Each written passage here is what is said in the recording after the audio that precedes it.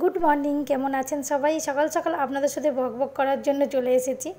তো যার যার ভালো লাগে অবশ্যই কমেন্ট করে বলবেন, আর যদি ভালো না লাগে স্কিপ করে যাবেন। সকালবেলা উঠে ঘরের কাজগুলো সেরে নিচ্ছি দিবাংশুকে নিয়ে, তারপরে স্কুলে যাব, পুজো করব, সমস্ত কাজই বাকি আছে, সবটা শেয়ার করতে পারবো না। স্নান সেরে নিয়েছি, এবার দিবাংশুকে নিয়ে স্কুলে যাচ্ছি। বিছানাটা এখনও গোছানো হয়নি, বিছানাটা অগোছালো হয়ে পড়ে আছে, কারণ ছেলেটা ঘুমাচ্ছিল তো তার জন্য। ও যতক্ষণ ঘুমায় আমি কাজগুলো সেরে নিই, তারপরে স্কুলে ওকে দিয়ে চলে এসেছি। আজকে একটা ভালো রান্নার রেসিপি শেয়ার করব আপনাদের সাথে। তো আজকে জানি না কতজন করেন এই ডাল মানে ডাল শুক্তানি। তো যদি কেউ না করে খেয়ে থাকেন তাদের জন্য বিশেষ করে শেয়ার করছি।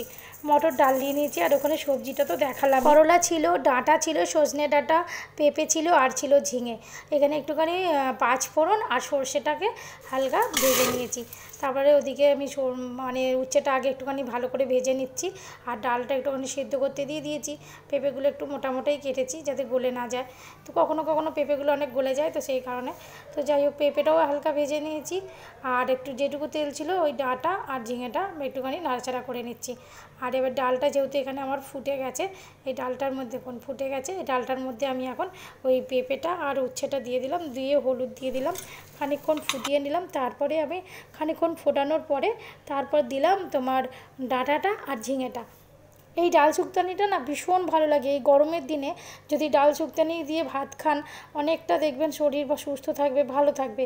এর মধ্যে একটুখানি সর্ষে, রাঁধুনি ফোড়ন দিয়েছি, শুকনো লঙ্কা দিয়েছি, তেজপাতা দিয়েছি, আর আদা দিয়েছি। আদা দেওয়ার পর একটুখানি জল দিয়ে ভালো করে আদাটা কষিয়ে নিচ্ছি আমি। তো এই শুক্তো হচ্ছে গরমকালে বিশেষ করে খাওয়াটা খুবই দরকার। মানে এই ডাল শুক্তানি কেন, উচ্ছে দিয়ে বলো, যে কোনো জিনিসই মানে যত গরমকালে তেতো জিনিস খাবেন তত রোগ ব্যাধি থেকে মুক্তি পাবেন। দুটো সিটি দিয়ে ডাল সেদ্ধ করে নিয়েছিলাম, ডালটা দিয়ে দিয়েছি, একটুখানি মিষ্টি দিয়েছি মানে চিনি আর নুন দিয়ে দিয়েছিলাম, আর দিয়ে দিয়েছি একটু ঘি। ডালটা ভালো মতন ফুটে যাওয়ার পর ঘিটা দিলাম, আর এখানে যে ওই পাঁচফোড়ন সর্ষেটা আমি ভেজে রেখেছিলাম না, সেটাকে আমি গুঁড়ো করে নিয়েছি, গুঁড়ো করে এর মধ্যে দিয়ে দিয়েছি। ভীষণ টেস্টি লাগে এই ডালটা, যারা যারা এখনও খাননি বানিয়ে একবার খেয়ে দেখুন, অবশ্যই আপনাদের ভালো লাগবে। আর আজকে দুপুরে কি রান্না করেছি চলুন দেখিয়ে নিই। এই যে উচ্ছে ভাজা করেছি, পটল ভাজা করেছি, আলু ভাজা ছেলের জন্য, ছেলে ভালোবাসে, আর এখানে বানিয়েছি মাশরুম আলুর তরকারি। এই ছিল আজকে দুপুরে রান্না। যারা যারা ডাল শুক্তানি খাননি, যদি আমার ভিডিওটা দেখে কেউ বানিয়ে একবার খান, প্লিজ আপনারা কমেন্ট করে কিন্তু আমাকে জানাবেন কেমন লাগলো। আর এখানে আমার দুপুরবেলা 12:30 বাজে, আমার সোনা এসে গেছে। এখন আমার সোনা অনেকক্ষণ থাকে না, তো ওকে আমি না দেখে অনেকক্ষণ থাকতে পারি না। তো যেহেতু শুধু আমি কেন, সব মায়েদেরই হয়তো এটা হয়। তো ও এলেই আমি আগে ওকে জড়িয়ে ধরি, যেন মনে হয় কতদিন দেখিনি। মানে স্কুলে এতক্ষণ থাকে তো আমার মনটা ঘরের ভেতর ছটফট করে। এবার ছেলেকে জামাকাপড় ছাড়িয়ে নিয়ে একটু হাত পা ধুয়ে নিয়ে একটু আদর করব, তারপরে একটার সময় খাবার খাইয়ে দেবো।